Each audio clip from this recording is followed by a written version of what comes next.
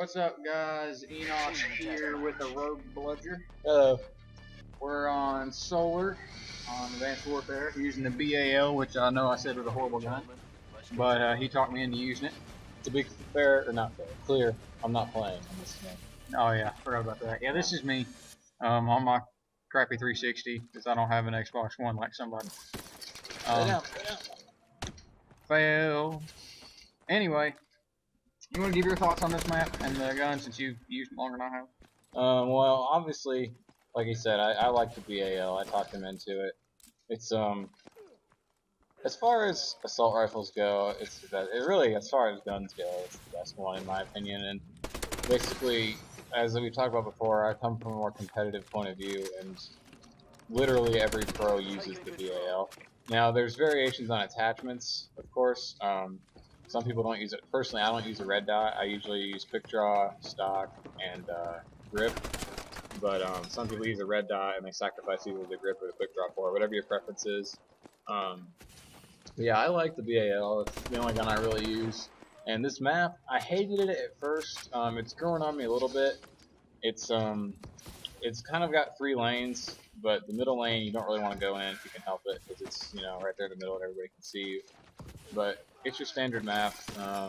Not a bad map. The map kill streak is kind of annoying. That solar beam. That thing sucks. Yeah, I don't really know what it does. I've gotten it before, but I don't. It's hard as crap to handle. Like the Like, aim is. does it kill or does it just like flash them? It kills, I believe. I've only got it once or twice, but I think it kills. No, whatever. It's kind of like the Vulcan on the crappy. Yeah. But yeah, I give up stock. Yeah. Put a red dot, and then I don't put full grip on it. Which I actually attempted last night. I took off. What did I take off? I don't know. Well, you played on the Xbox One last night, so you could talk on your thoughts on that. Yeah, I'm not gonna lie. There's a big difference between the BAL and the 360 and on the Xbox One. And on the 360, I don't use a foregrip. I use quick draw and red dot, and that's all I use. On Xbox One, it is almost necessary to have a foregrip on it because of the kick. You'll see in this and a lot of the other gameplays that I have for BAL that I'll probably post eventually. It doesn't kick a whole lot. No, it kicks a little bit right at the first couple of bullets, and after that, it's pretty solid dead on. The Xbox One is not like that. It doesn't kick like upwards continually, but it's like the first bullet will be on, the second bullet's going to be up, and it just kind of alternates like that. That's what I kind of felt like they were doing. And it is straight vertical kick, so I mean it's not like you're pulling off of them. But it makes it a lot more difficult because you're really only landing about half the bullets as you would be on a 360, and it kind of threw me off last night when I was playing, I'm not gonna lie.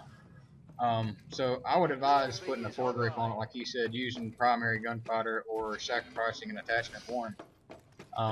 I actually did attempt last night on the 360 to sacrifice flak jacket on this game because you can boost away from the grenades pretty well. So I sacrificed flak jacket, took off the perk 1 greed, put on primary gunfighter with a foregrip, and gave that a go for a little bit.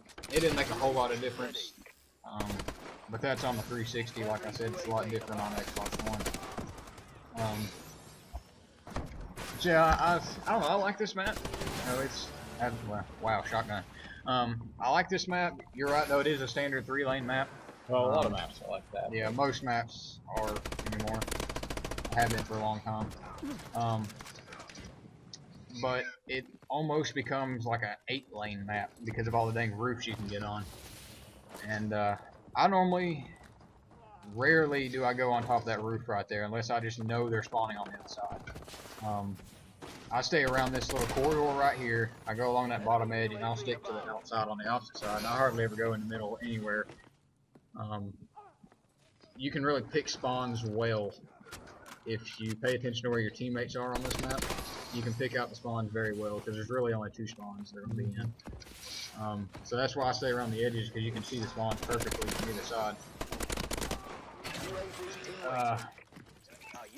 The BAL, I know I said was not one of my best weapons. When I first got the game, I didn't really like the way it felt. But I think that was because of the attachments. It had, I was using the default loadout. It has a red dot, I don't even know. suppressor, and a parabolic microphone, I think. Which is honestly, I thought that would be like an awesome attachment to start with. Useless, but I don't know. I think it was more the attachments I didn't like. It's not that bad, really. It's probably has the best fire rate of assault rifles that I've seen in a long time. It's got pretty good damage too. I think it's got 12 damage. The damage or maybe is 9 or 10. the damage is only 1 or 2 less than most assault rifles, but the fire rate is like 6 higher. So you're making up for it in the fire rate. So you're gonna outshoot most things up close, easy with this gun. Yeah, it kind of acts like a sub.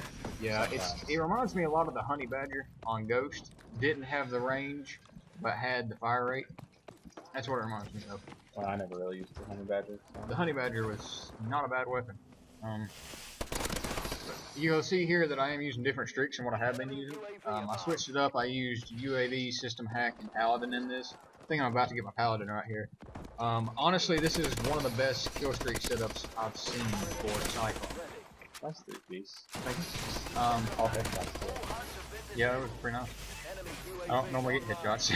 That was actually something I wanted to mention before I go into streaks. That was something I wanted to mention about the BAL.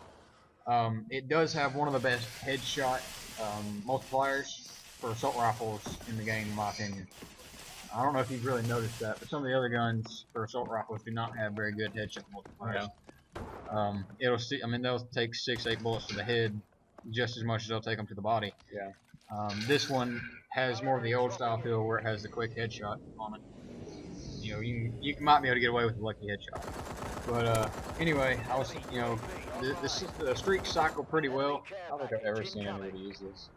It's good if you're on a map that doesn't have a lot of freaking buildings. I'm having the same problem on this game as I had on Ghost with Helo pilots. Yeah. Every freaking time I get this, it's on a map with a lot of buildings.